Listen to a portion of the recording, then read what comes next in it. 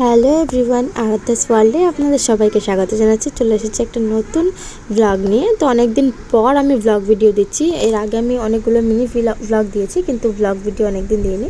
তো যাই হোক, এই যে আমরা এখন রওনা দিয়েছি মায়াপুরের উদ্দেশ্যে। আসলে প্ল্যানটা হঠাৎই হয়েছিল, তো হাজব্যান্ডের ছুটি ছিল বলে তো বললো চলো আজকের দিনটাই যাই। ওয়েদারটাও খুব একটা খারাপ ছিল তা না, কিন্তু যতটা মায়াপুরের সাইডে যাচ্ছিলাম ততটা দেখছিলাম ওয়েদার আরও গরম হচ্ছিল। তো এই যে এটা কৃষ্ণনগর খুব সম্ভবত, আমি সঠিক জানি না এটা কোথায়। তো আমরা এই যে সবাই মিলে কুরকুরি খেতে খেতে রওনা দিলাম। আর এই যে আমারগুলো তো রাস্তায় যেতে যেতে ঘুমিয়েছে। ওর আগে এতটা দূরে কখনো জার্নি করেনি, তো ওই জন্য ঘুমিয়ে গেছে। তো এই যে কত সুন্দর পরিবেশ আজকের, সত্যি আজকে ওয়েদারটা খুবই সুন্দর ছিল। তো আমরাও এই যে রওনা দিলাম, আর এই যে পৌঁছে গেছি মায়াপুরে। মায়াপুর কাছে পিঠে খুবই একটা ভালো জায়গা। আপনারাও এসেছেন অনেকবার হয়তো বা জানি, আমিও 3-4বার, বেশি হয়তো বা 3-4বারের বেশি গেছি, অনেক ছোটোবেলা থেকেই গেছি এখানে। তো আমারও জায়গাটা খুব ভালো লাগে। এই যে বড় মন্দিরটা, আমি যখন ছোট ছিলাম তখন এই মন্দিরটা তৈরি হয়নি। তখন শুনছিলাম যে একটা মন্দির হবে, কিন্তু আজ কত দিন হয়ে গেল, কতগুলো বছর কেটে গেল, তাও মন্দির কমপ্লিট হলো না। আসলে মন্দিরটা অনেকটাই বড়, যার জন্য এত সময় লাগছে। বাইরেটাও পুরোপুরি হয়নি, আর ভেতরটাও দেখলাম যে এখনও কাজ চলছে। তো এই যে আমরা মায়াপুরে এসে সবার আগে ভেবেছিলাম যে একটা হোটেল রুম নেব, কারণ যেহেতু মেয়ের সাথে ছিল, তাহলে ওই জন্যই ভেবেছি একটা রুম না নিলে ওর কষ্ট হয়ে যাবে। তো আমরা রুমে গিয়ে একটু ফ্রেশ হয়ে আবার একটু বেরিয়ে পড়েছিলাম চারিদিকটা দেখার উদ্দেশ্যে। ওয়েদারটা ভালোই ছিল, হালকা হালকা মেঘ ছিল, মনে হচ্ছিল বৃষ্টি হবে, কিন্তু হচ্ছে না। একবার বৃষ্টির জন্য মেঘ হচ্ছে, একবার রোদ উঠছে। তো এই যে আমরা এখন আসলে 1:30টা বাজে, তো আমরা লাঞ্চের উদ্দেশ্যে যাচ্ছিলাম গদা ভবনে।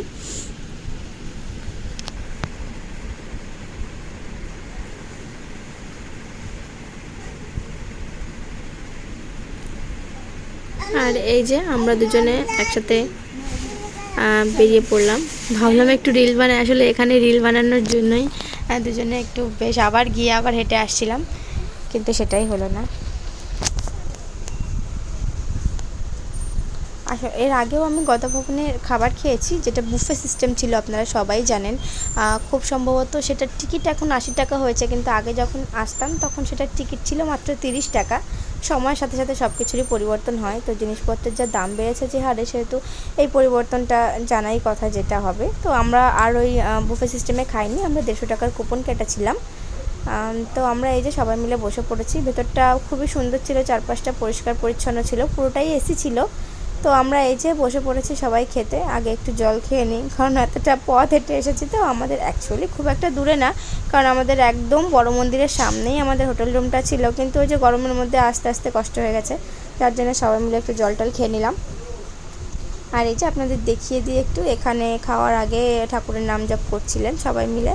এই যে আমরাও বসেছিলাম। এরপরে ভাত দিল, তারপরে দিয়েছিল লেবু, আর এরপরে দিয়েছিল পটলের একটা সবজি, চিলি পনির, মুসুরি না, মুগের ডাল, হ্যাঁ মুগের ডাল, ওটা ভেজ ডাল ছিল, মুগের ডাল। তারপরে দিয়েছিল একটা বেবি কর্নের তরকারি, তারপরে রুটি। তারপরে আমরা সবাই মিলে, এই যে বোন বলছে দেখি এদিকে দেখা, আমি রিভিউ দিচ্ছি খেয়ে। লোক খেয়েই যাচ্ছে, কোনো রিভিউ দেয়নি। তো তারপরে স্যালাড দিয়েছিল, বেগুনি দিয়েছিল। আসলে মাঝে কেটে কেটে আমি ব্লগগুলো করেছি, তো ওই কারণে এরকম হয়েছে। আর তারপরে দিয়েছিল চাটনি, এটা খুব সম্ভবত আমড়ার চাটনি। তারপরে পায়েস, মিষ্টি, পাঁপড়, আর চাটনিটা এই যে দেখালামই আপনাদের। আর এখানে খাবারটা আপনারা যে যতটা পারেন খাবেন, কিন্তু কেউ নষ্ট করবে না, সেটা তো স্বাভাবিক ব্যাপার, খাবার কখনোই নষ্ট করতে হয় না। কিন্তু খাবার ওরা আনলিমিটেড দিয়েছিল, আপনারা যত চান তত খেতে পারেন। তো এই যে তারপরে আমরা খাওয়া দাওয়া করে বেরিয়ে পড়েছি। আর এখানে দেখতেই পাচ্ছেন যে আমার মেয়েকে ছোট্ট একটা গোপী ড্রেস পরিয়েছি।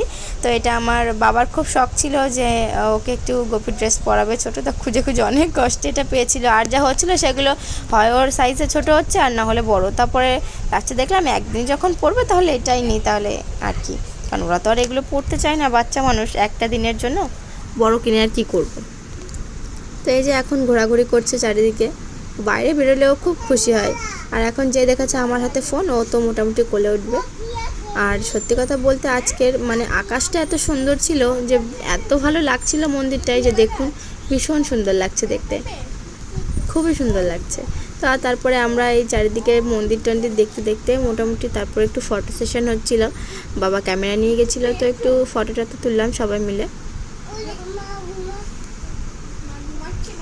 তারপরে আমাদের প্ল্যান ছিল মোটামুটি আমরা এখান থেকে একটু গোশালার উদ্দেশ্যে রওনা হব। তার মধ্যে দেখি যে ওর মিমির সাথে একটু ঘুরতে গেছে, এটা আমার বোন। তো ওই দিক দিয়ে ঘুরে ওরা আসলো। তারপরে আমরা হেঁটে হেঁটে টোটো স্ট্যান্ডের দিকে গেলাম। আপনারা একটু জানেনই যে টোটো স্ট্যান্ডটা ওই সাইডটাই, আর আমরা ছিলাম একদম অপোজিটে। তো তারপরে মিউজিয়াম যেটা, সেটা সামনে দিয়ে আমরা ওই টোটো স্ট্যান্ডে গেলাম। আর এই যে দেখুন বাবার সাথে হাঁটছে কীভাবে, আসলে হাঁটতে কষ্ট হয়ে যাচ্ছিলো। তোর বাবা বলছে কি যে ও তো অনেকক্ষণ হাঁটে না, কোলে কোলেই ছিল, একটু হেঁটে বেড়াক। আর এই যে দেখুন সত্যিই আজকের পরিবেশটাও সুন্দর ছিল, প্লাস আকাশটাও এত সুন্দর ছিল, মন্দিরটার সৌন্দর্য আরও ভালো লাগছিল। আর এই যে পরন্ত বিকেলে আমরা সবাই এখন চললাম, ওই যে টোটো স্ট্যান্ড চলে এসেছে।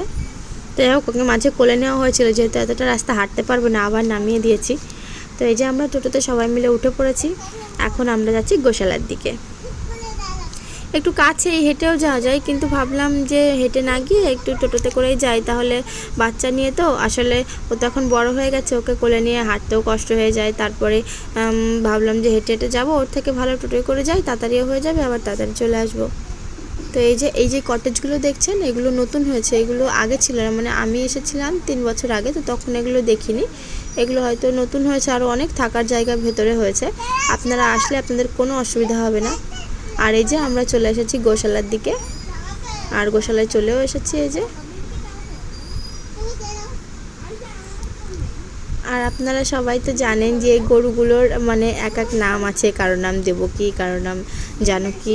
তো আগেও এরকম অনেক বড় বড় গরু ছিল, কিন্তু আজকে দেখলাম যে মানে অনেক বড় একটা ষাঁড় ছিল এখানে। আর বছর 5-6 আগে যখন আমরা মানে ছোট ছোট ছিলাম, বছর 5-6 বলাটা ভুল, 10 বছরই বলা যায়, অনেক আগের কথা এটা। তখন ওখানে একটা হাতি ছিল, ময়ূর ছিল, কিন্তু সেই জিনিসগুলো না এখন আর দেখা যায় না। আর এই যে কত বড় একটা ষাঁড় দেখুন, আমার মেয়ে তো দেখে ভীষণ ভয় পেয়ে গেছিলো। আর এই যে এটা আমার মা, ও মোটামুটি গরুগুলো দেখে ভীষণ খুশি হয়েছিল বলে হাততালি দিচ্ছিল, এত গরু। আর ও হাম্বা দেখতে খুব পছন্দ করে, আসলে ও গরুকে হাম্বা বলেই ডাকে। আর এই যে আমার বরমশাই চললেন ঘুরতে, ও বলছে কি এখানে আর কি দেখবা, শুধু তো গরুই গরু, চলো চলো তাড়াতাড়ি চলো। ও ব্যস্ত হয়ে গেছিলো দেখার জন্য, মানে বাড়ি যাওয়ার জন্য। আর এখানে আমার বোন একটু গরুকে ভালোবাসছে, সেটা দেখে তো মেয়ে একেবারে বেজায় খুশি। তো এই যে দেখুন কত বড় বড় শিং গরুগুলোর। চলুন তাহলে একটু পরিবেশটা একটু দেখে নেওয়া যায়।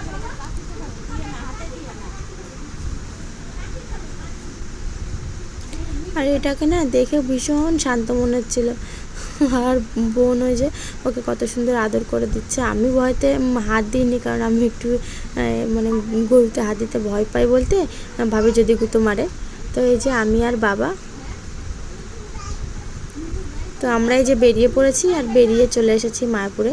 তো দেখুন ঝর্ণাটা কি ভালো লাগছে। এর আগে যখন, আগের কথা বলি আপনাদের কিছু, এর আগেও যখন এসেছিলাম তখন এর থেকেও ভালো ছিল, মাছ ছিল এর মধ্যে, কিন্তু এখন না সেই মাছগুলো আর দেখা যায় না। তো এই যে রওনা দিলাম, আমিও হাঁটতে হাঁটতে, সবাই ঘুরছিলাম, বাবা মা বোন ওরা একসাথে ছিল। আর এই যে ও দেখি ওখানে দাঁড়িয়ে আছে, তো ভাবলাম যাই, চলো। ও আমাকে ডাকছে, তো তাড়াতাড়ি করে ওখানে গেলাম। আর মেয়ে বাবার মায়ের কাছে ছিল, ছবি টবি তুলছিল ওরা। তো আমি ওকে ডাকছিলাম, দেখি ও আসছে না। তারপরে যখন হাতটা বাড়িয়ে দিলাম, তখন ও হাতটা বাড়ালো। আপনারা সবাই আশীর্বাদ করবেন যাতে সারা জীবন এইভাবে দুজন একসাথে থাকতে পারি, একসাথে পথ চলতে পারি।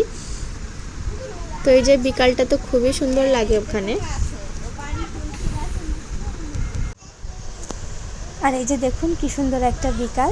তো যাই হোক, আমার ব্লগটা এখানেই শেষ করছি। আমার ভিডিওতে যদি আপনাদের ভালো লেগে থাকে তাহলে অবশ্যই আমার চ্যানেলটি সাবস্ক্রাইব করবেন, লাইক করবেন এবং কমেন্ট করবেন। ধন্যবাদ।